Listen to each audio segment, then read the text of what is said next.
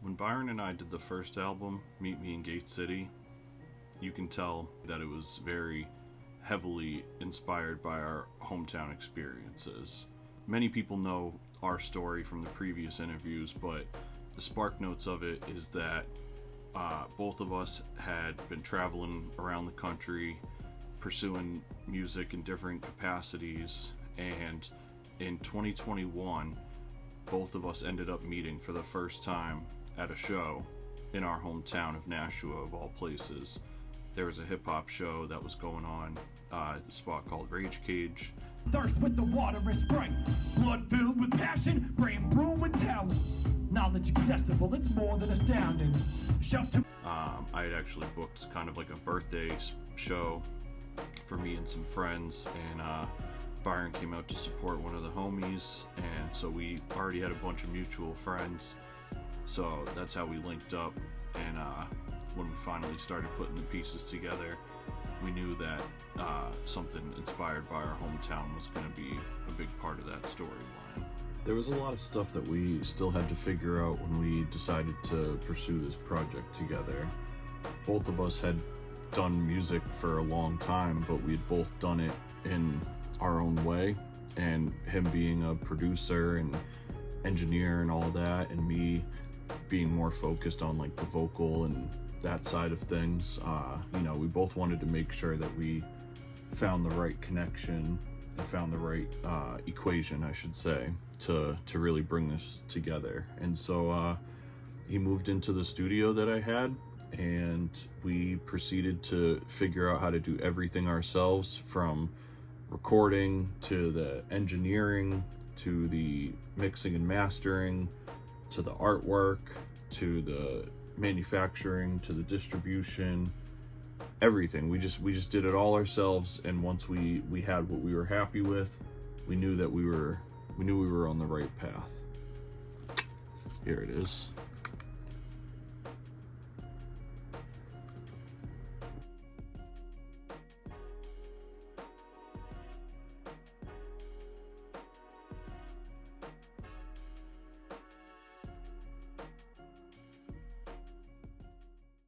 My name is Cody and I'm not having a good day!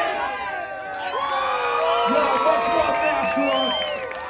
Thank you guys so much. My name was Cody Pope. This is my brother Byron G. We all meet me in Gate City. If you guys want our album, just come and talk to us. Nashua, thank you so much. We love you guys. We had at least 2 or 3 variations of the next album, but it just didn't quite stick for some reason. So ultimately we decided that we had some great songs, but it wasn't all cohesive enough to tell a narrative. And so that's when we decided to turn it into 3 EPs instead, which the first one was Pound of Flesh. Doing that EP, we saw really quickly that this was exactly what we needed to do. It was just very rejuvenating to be able to get out music in a quicker fashion, and we were getting songs that could supplement the album and the body of work that we had just started putting together too, so that we weren't just going around and playing the same album. So that was it was really cool and really refreshing to kind of just start spitting those out. When we completed Pound of Flesh, we celebrated by doing a run of shows with Spose. That was super fun. We had a great time. The shows went off without a hitch. Yo, when you go see a Cody Pope show, you get transformed to a new dimension. Amazing. Bro. So, you gotta go to the Cody show, full show. It is the place to be for me. New Hell House shirts, here we go. Nice, nice. That shit break checks. Water ran, but we planted. Started the garden over where we crashed. Landed cash, handed in stacks. Playing what we do this for. Ain't work out lately, just give me the light again. Which is Sean Paul. Sean Paul. Spins didn't sit still, tipping with Paul Wall. He's my old raps, I'm a silly. And the reception to the songs was really cool, so we felt like we were on the right path, and the plan was to jump right into the next EP and start recording it and all that, but with Holiday Stroll and everything that we had coming up, it just took up so much of our time, and so the rest of the winter kind of went to just doing a few more shows, doing our big Holiday Stroll gig. Our victory, etching the grand victory for the humble and the hardworking, for the ones who overcame another large burden. Victory for the stalwart and for certain, reap the reward you hear even if you're victory for the humble and the hardworking, for the ones who overcame. And then next year we jump right into it. As soon as the new year started, we got right to work on EP2, which was titled Renaissance Park. It was a great experience overall making the record, because this was, I don't know how to say it the best way, but we found the foundation of our sound with Meet Me in Gate City, and we built upon that with Pound of Flesh. And with Renaissance Park, it was a lot more challenging of a canvas in a good way. We were trying to make not necessarily more palatable songs, but songs that challenged my songwriting ability and how do I deliver to a wider scope, introducing more singing, introducing different time lengths of songs, different structures, things like that. And we had a blast. We did the same thing that we did with Pound of Flesh. We recorded, engineered, mixed, mastered, did the whole thing in-house at our Vine Street headquarters, and it was awesome. I'm down now, but you gotta just let it grow. People around me just want me to let it go. I get upset, they don't want me to let it show. But if you know me, you know that I let them know. I'm down now, but you gotta just let it grow. People around me just want me to let it go. I get upset, they don't want me to let it show. But if you know me, you know that I let them know. I'm down now, but you gotta just let it grow. Let it grow, let it grow, let it grow, let it grow, let it grow. Let it grow, let it grow, let it grow, let it grow, let it grow, yeah. Let it grow, let it grow, let it grow, let it grow, let it grow, yeah. Let it grow, let it grow, let it grow, let it grow, let it grow, yeah. Some of the cool highlights of doing the Renaissance Park run included the release show that we did, where we partnered with a screen printing shop so people could buy tickets, come to the event, and actually make their own Hellhound shirts, come to visit our pop-up shop. We had the thing catered, so we had all like food and drinks there, and then we performed the new EP for the first time for all the people that bought tickets to the event. So that was really fun, definitely a memorable night for us. And another thing that was really cool that we did was there was a huge snowstorm one night, so Byron and I actually went out into Renaissance Park downtown and filmed all 4 videos that night, just right in the snowstorm, just right off the cuff performance shots of just him and I holding the camera, and it was a really cool experience for us. That was one of the earlier times that I was getting into editing video and stuff like that, and us trying to figure out how we could be more independent and not depend on so many people to help us fulfill our creative goals. So there was a lot of reward that came with doing the whole Renaissance Park project ourselves. After the release show night, we had booked a run of shows just for like a week or so, and the first night was us opening for Ari the Rugged Man in Lowell, and it was awesome. We had such a great time. The performance was great. We met a ton of awesome people. My boys from Nashua, New Hampshire were fucking incredible. They killed it. 603's on the fucking map. Granite State. Perfect night. One of the best nights of my life. All because of my boys right here. Rugged Man. Everybody was fucking phenomenal. I don't know what I would have done without tonight, man. Hellhound Publishing. Let's fucking go. 603, baby. And we almost sold out of merch that first night, which was a blessing, but also we had to answer to a lot of people at the rest of the shows that week. but everybody was awesome. Like I said, we opened for Ari the Rugged Man the first night. We did a couple nights in Vermont as well. We did our next library seminar.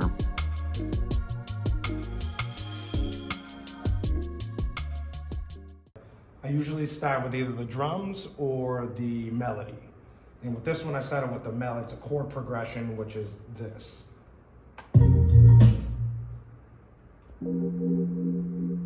So I usually like start the song with that as well, just so you get a type of feeling of what you're getting into. And hit some of the spots around New England. And it was one of those things where we challenged ourselves, and the reward was great for holding ourselves to the fire. We were feeling positive about how things were going, so we got into EP3 straight away, but we noticed very quickly that something just wasn't sitting right. The songs were great. We had just moved into a brand new studio. We had done Meet Me in Gate City and the 2 EPs at our old studio that we had for a number of years. There was a lot of things looking up for us, honestly, but as silly as it sounds, the energy just wasn't there. There was something about doing those songs at that time that just wasn't clicking. So we took a couple weeks off just to kind of feel it out, and Byron figured out quickly that he had become really burnt out between producing all the songs, engineering all the songs, mixing all the songs, mastering all the songs. It was just a lot, and he still was doing all the shows that we had and running the label with me. He just wanted to figure out how to enjoy the music making process again, to fall in love with why we had got into this thing without the weight of so much obligation. He knew that before we linked up that I did all of my work with my good brother Mertz, who's out at the Bridge in Cambridge, Massachusetts. Mertz is a longtime friend of mine and has been engineering me for years. So Byron was actually the one who had proposed the idea of us reaching out to Mertz to see if maybe he could do this record with us. With no hesitation, I was down. Obviously, that was my trusted comrade, so to bring him back into the fold was one of the things that made the most sense to me, honestly. I think the thing that we both figured out and realized is that sonically, the place that we were in just wasn't the time for EP3. We loved all the songs that we had for it, but we just realized it was meant for a different time, so we had to put it on the back burner and just figure out sonically where we were at. By this time, we had accumulated more than enough songs to start working on the album. We had drafted the track list 2 or 3 times already at this point, plus a bunch of songs in the vault that we just hadn't figured a home for. So this was the perfect time to really start assessing our portfolio, so to speak, and kind of seeing what we had to go forward with. So we set the wheels in motion in June of 2024, and we had our first sessions for album 2 with Mertz at the Bridge in Cambridge, Mass.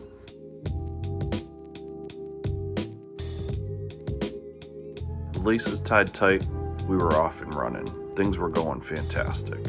Bringing in Mertz and moving into the Bridge really offered us a lot of environmental inspiration, as well as a lot of access to resources that we don't have at our HQ. Mertz, being the 3rd member of the band for this process, really added valuable creative input, and just being able to bounce ideas back and forth sonically with Byron, getting our whole collective sound elevated. Most people that have worked with me in the past will tell you that I'm a professional at, how you say, putting the cart before the horse. Doing the previous records ourselves, it was a lot easier to set deadlines and meet them because everything was in-house. So when we had started recording the album, well, I guess what was demoing the album, we had started it with the intent of doing it ourselves. We knew where we wanted to do the release show, how it was going to come out, all of this. So one of the things that we kind of set ourselves up for was that we thought we were going to finish the record quicker doing it ourselves. So we booked a venue like 5 or 6 months out to do the release show at. And needless to say, we needed much more time than that, but this is one of the things we learned along the way. We have a tremendous workflow, fortunately, but one thing you remember quickly when you're using a commercial recording studio is that they have hundreds of clients coming in and out every day, booking time months and months out.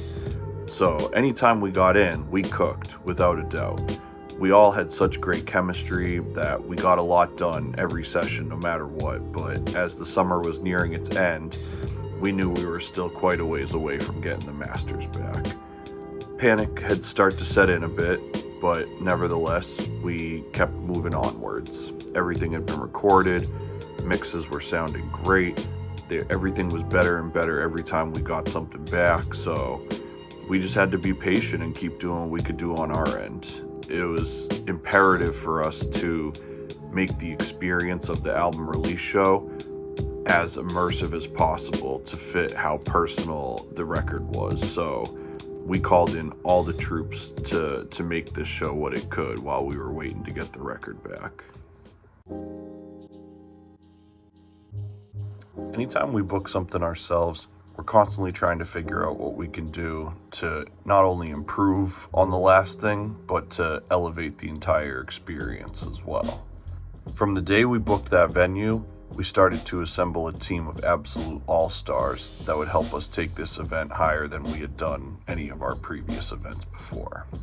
First call we made, like every show that we do, our close friend and one of Hellhound's creative partners, Patrick Ellis, took the lead on all of the audio and lighting for the night. Together we came up with this amazing surround sound system that we had these 4 big speakers, huge subwoofer, and so basically the way all the speakers were set up, any angle of the room that you were in, you had the sound coming at you in like full surround. It was insane. It was really one of the coolest things. We had a bunch of really cool lighting cues planned as well. We weren't able to execute all of those just because of some technical stuff, but even in the midst of that, the lighting looked so sick. One of the coolest things was you could go outside in the street and you saw all the lights going through the window. So it was really special. Without a doubt, much like a lot of our events, without a doubt we couldn't have done this without Pat's contributions and his creative prowess. Not only does he just manage to always have the tools, but he just has a different level of creative ingenuity to contribute ideas that we wouldn't have thought of to make the experience that much more immersive. The next call was to our friend Adam Jumptown, Mr. Keeping the Quality High himself. We've been working with Jump for years in different capacities, but now he has his own culinary business, and so this was the perfect opportunity for us to collaborate in this capacity. I've been to easily over 1,000 shows in my lifetime. Food is one of the biggest things that will take people away from a show, without a doubt. No matter how many great bands there are on a lineup, if you're hungry, you will leave and go find food somewhere if there is no food there. So we just had the idea of bringing the food into the show, create an experience that has everything you need to enjoy the music without being distracted. So I told Adam that idea, and he curated this like home style community themed menu with an array of options, and we came up with the idea to package that into the ticket price so that if you bought a ticket to the show, as soon as you went inside, you could make a plate and sit down and eat and socialize with friends and enjoy the music before the bulk of the show started. We had set up some rounds and some chairs on the side so that people could sit and have a meal with their friends and family. It was really cool. Some people had bought a ticket and didn't even read or pay attention to the flyer. They just bought the ticket for the show. So when they came in and saw this huge buffet that we had and people serving and all that kind of stuff, people were ecstatic. And that's exactly what we wanted to do. Is we just wanted people to come to our shows and have it feel like nothing they've been to before. After that, I threw this idea out to a new friend of mine.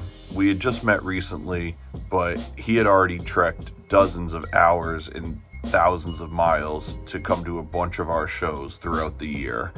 Our boy Danny went from an avid show attendee to now he's an avid show attendee and a photographer, and he's been doing so much work in the creative realm. It's awesome. And so for us, Polaroids have always been a big part of our event experience. That's something we just like gravitated to early on. We keep a lot of our event pictures hanging up in our studio, and we use them for different documentation. So when Danny knew that that was something we were into, he had already kind of had some ideas brewing. He himself had a bunch of Polaroid equipment as well. And so when I had like told him how I wanted to keep building on that idea, he had offered to help us run a Polaroid photo booth so that we had some like giant steps decorations, and people that came to the show would be able to get pictures with us to kind of capture the memories of those nights. And man, can I tell you that he came through for us so much.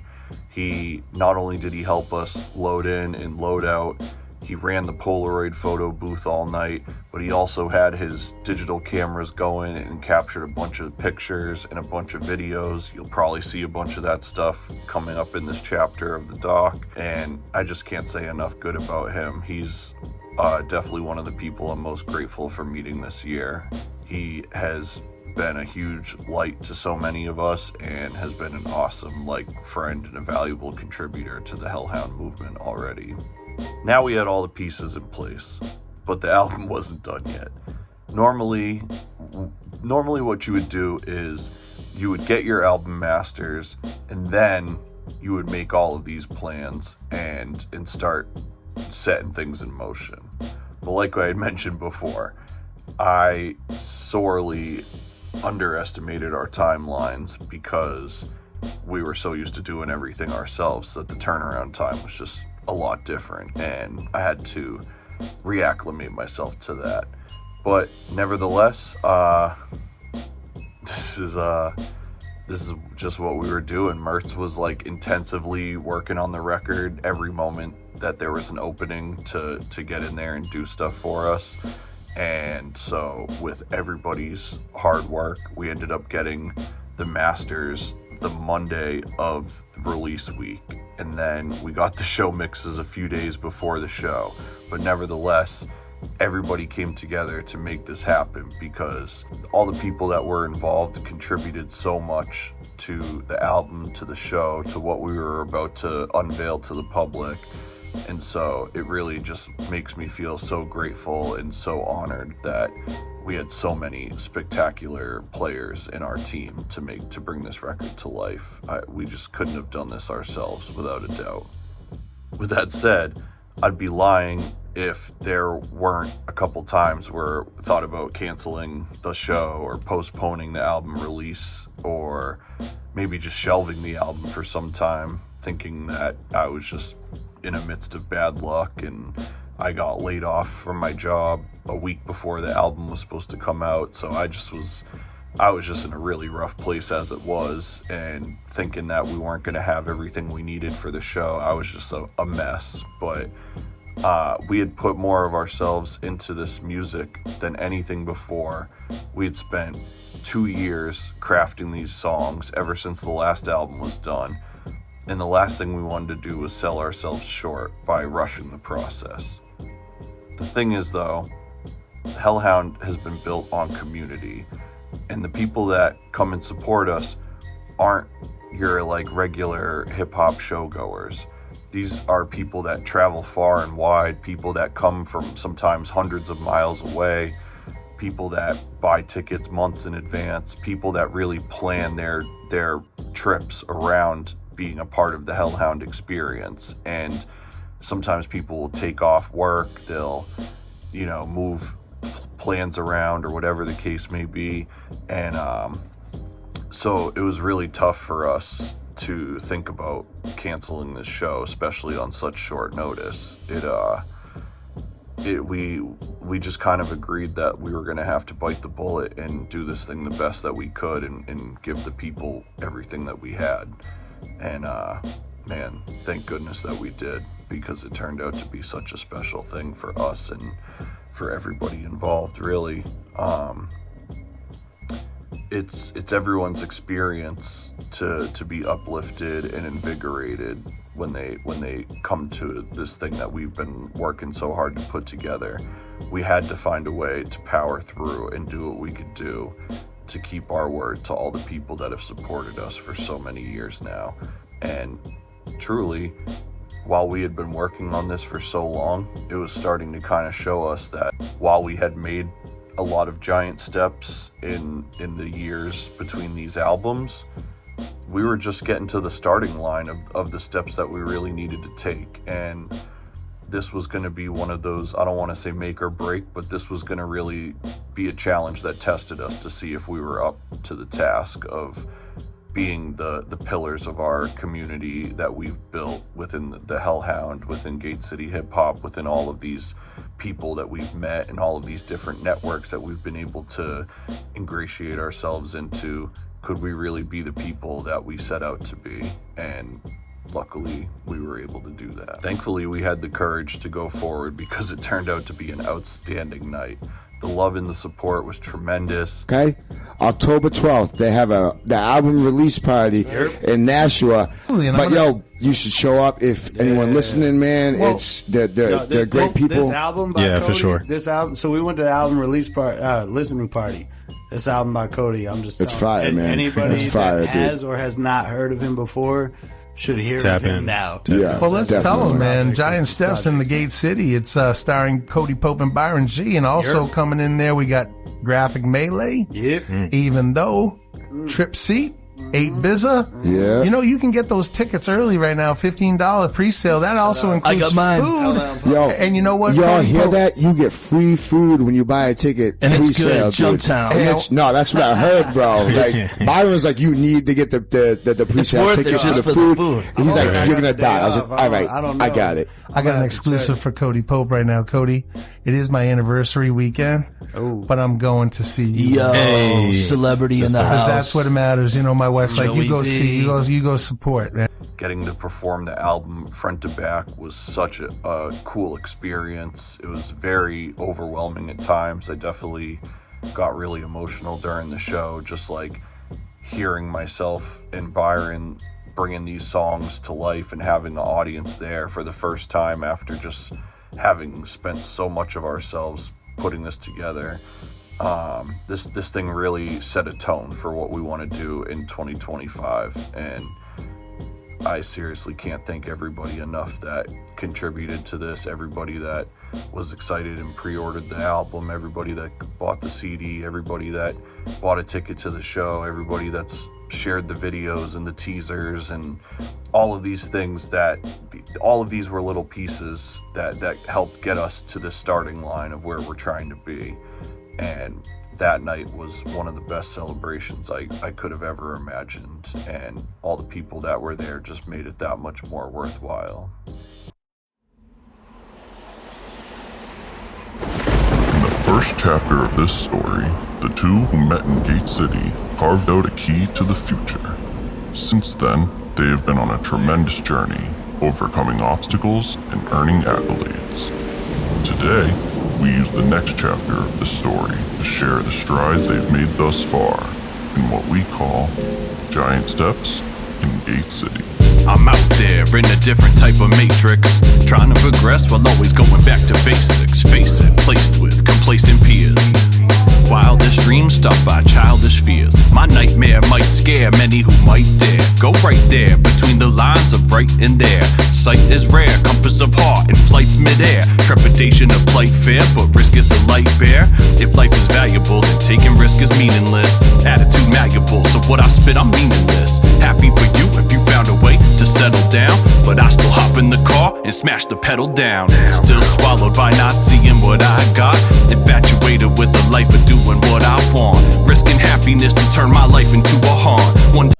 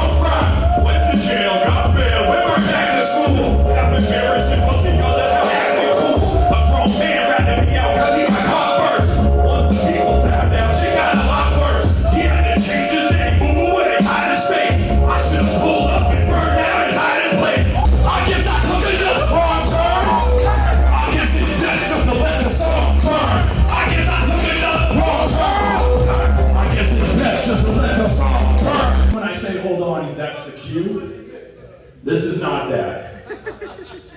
Does anybody in the room know how to snap? All right.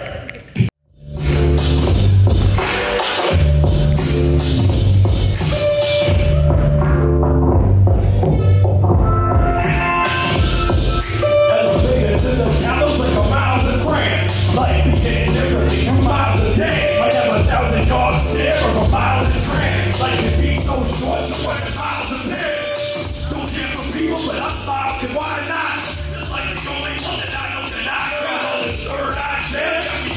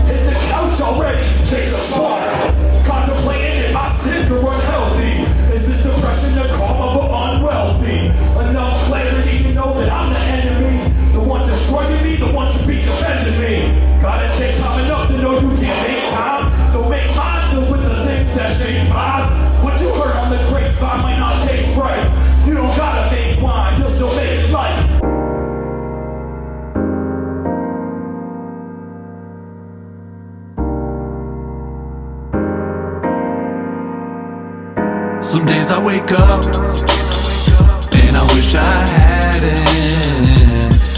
I hate that I'm sad, but my loved ones feel so glad then.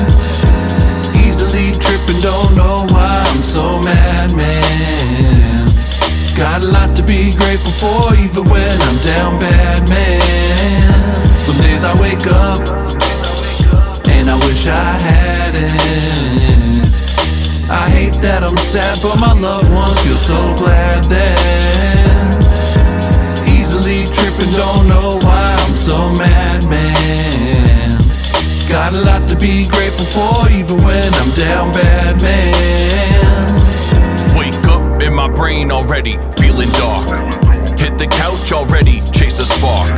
Contemplating, am I sick or unhealthy? Is this depression or karma for unwealthy? Enough clarity to know that I'm the enemy. The one destroying me, the one should be defending me. Gotta take time enough to know you can't make time. So make mine filled with the things that shape lives. What you heard on the grapevine might not taste right. So you don't gotta make wine, you'll still make flights. Okay.